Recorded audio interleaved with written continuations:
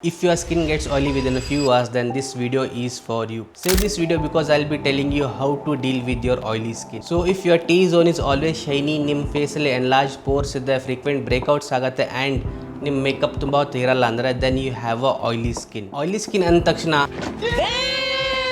ಅಂತ ಅನ್ಕೋಬೇಡಿ. It just means that your skin produces more oil than it is just needed. And oily skin ಇದೆ ಅಂತ ನೀವು suppose frequent ಆಗಿ face wash ಮಾಡ್ತೀರಾ, ಮಾಯಶ್ಚರೈಸರ್ನ skip ಮಾಡ್ತೀರಾ, or if you are using harsh products, then you are doing more damage to your skin. So oily skin na maintain ಮಾಡೋದು ಹೇಗೆ?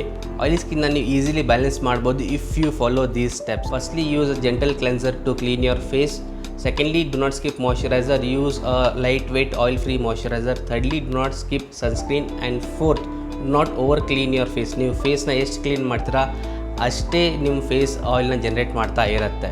So finally oily skin ಇದೆ ಅಂತ ನಿಮ್ಮ ಸ್ಕಿನ್ಗೆ ಹಾರ್ಶ್ ಟ್ರೀಟ್ಮೆಂಟ್ ಕೊಡಬೇಡಿ. Oily skin just needs a balance skin care routine.